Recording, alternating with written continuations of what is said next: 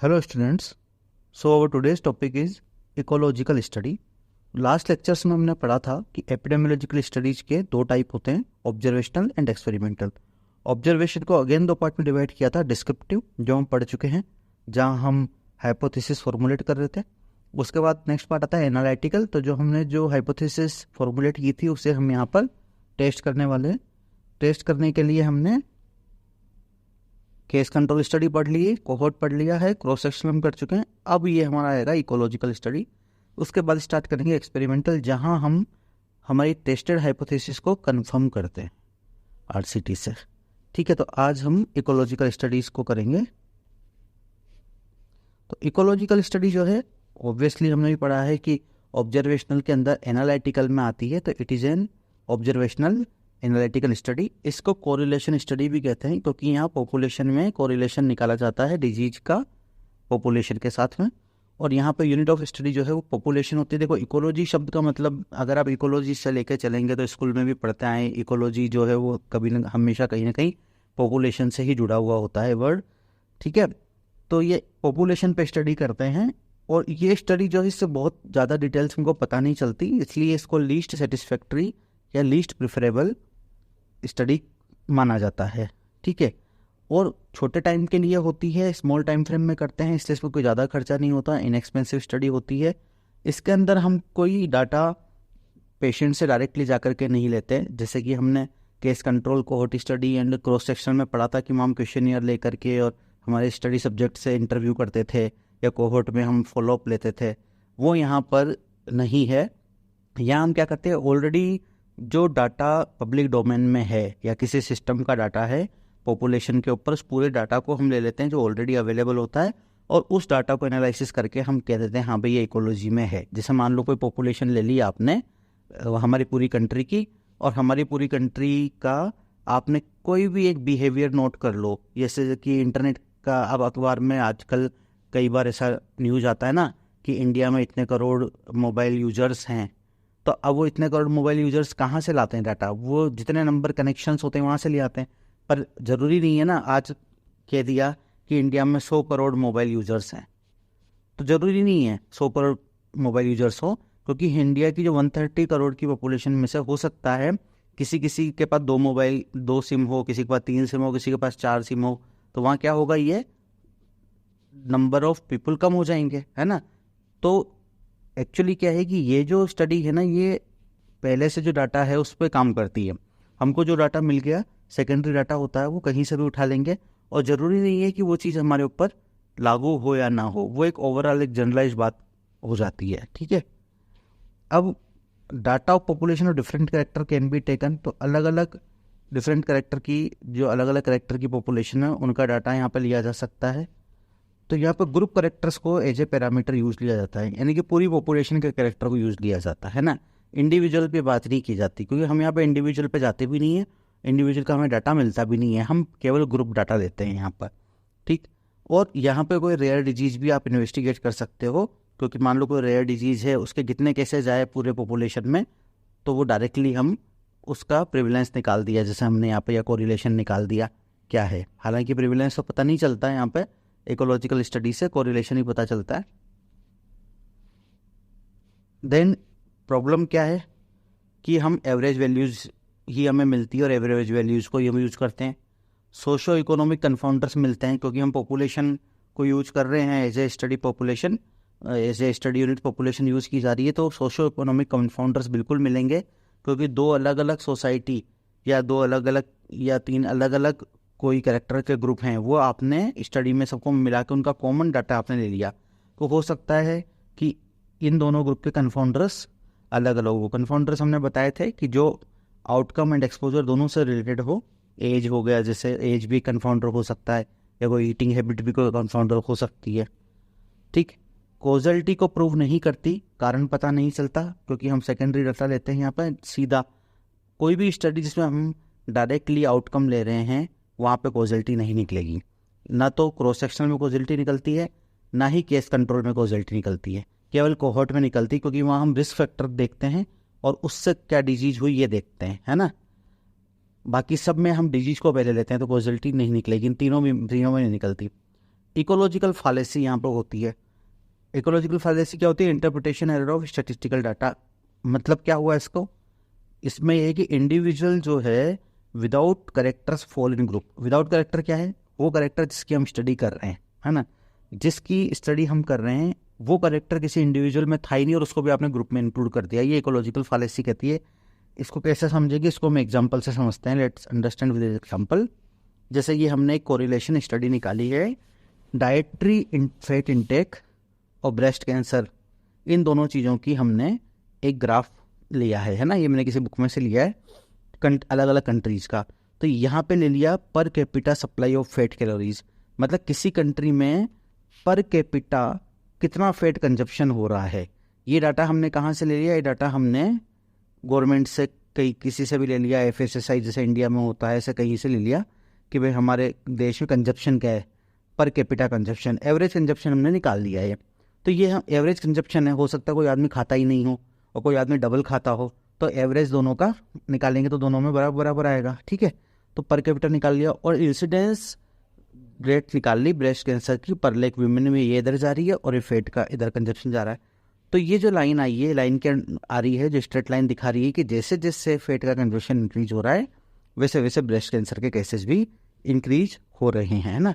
अब ये डॉट्स जो हैं, ये डॉट्स कंट्री वाइज दिखाएं कि जैसे यूनाइटेड स्टेट ऑफ अमेरिका है ना, तो यूनाइटेड स्टेट ऑफ अमेरिका में क्या दिखाया है कि यहाँ पे जो पर कैपिटा फैट कैलोरी है ना, ये कितनी ज़्यादा आ रही है, 1400 के ऊपर आ रही है और यहाँ पे ब्रेस्ट कैंसर के केसेस भी जा रहे हैं। तो ये एक जनरल बात कर रहा है कि भाई यहाँ पे पर कैपिटा फैट इंटेक ज़्यादा है, जो भी फैट इंटेक जहाँ ज़्यादा होगी वहाँ ब्रेस्ट कैंसर के चांसेस ज़्यादा हो जाएंगे। ये एक जनरल बात कर रहा है। लेकिन क्या ये डाटा हम एवरेज पॉपुलेशन पे हम इसको अप्लाई नहीं कर सकते? क्यों नहीं कर सकते?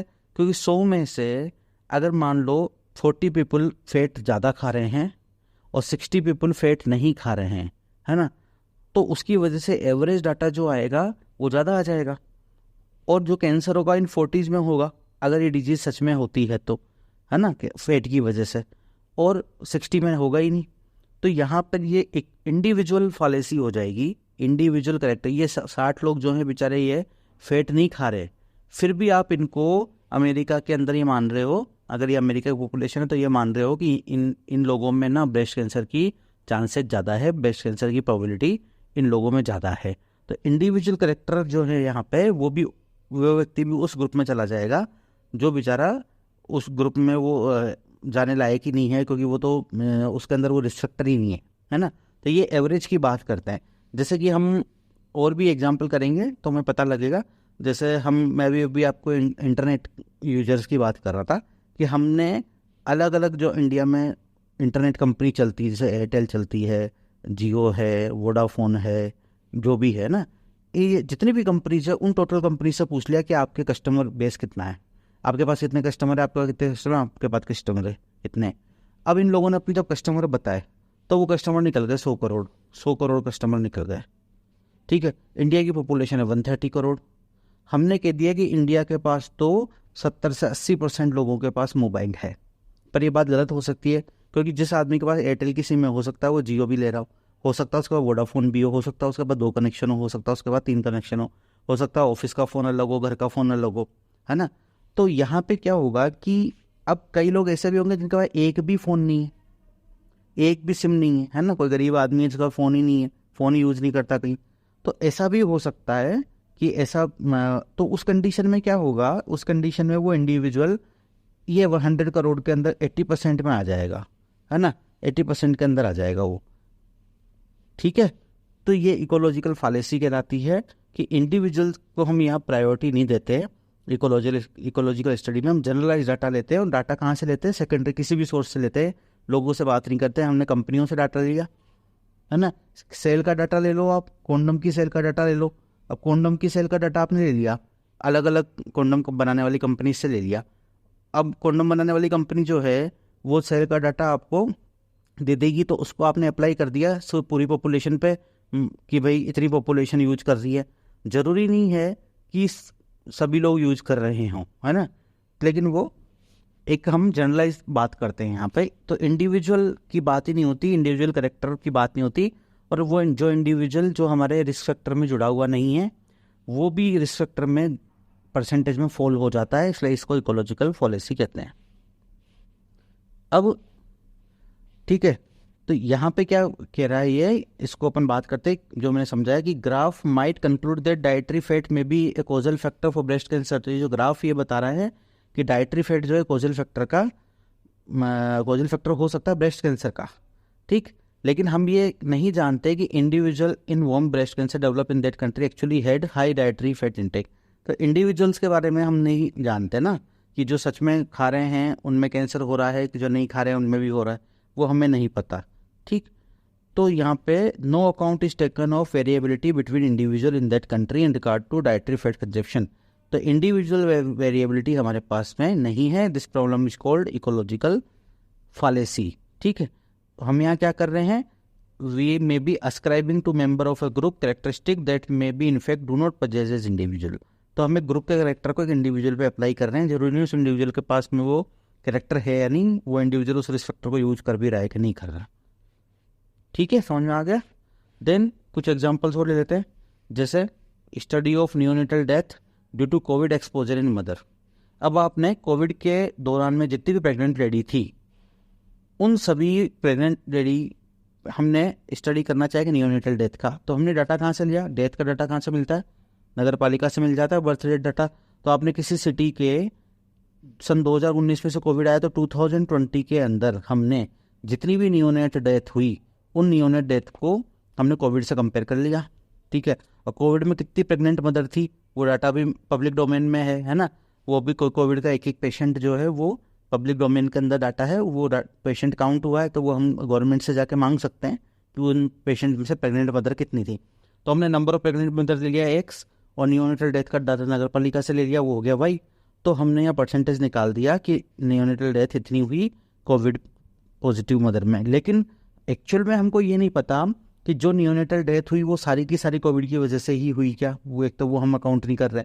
दूसरा कि सच में मदर जो एक्सपोजर हुआ उसका एक्सपोजर किस एक्सटेंट तक था वो भी हमें नहीं पता। हो सकता है मदर को इनिशियली फर्स्ट ट्राइमेस्टर में कोविड हुआ या सेकेंड ट्राइमेस्टर में कोविड हुआ या लास्ट में कोविड हुआ, वो भी हमारे को पता नहीं चल रहा।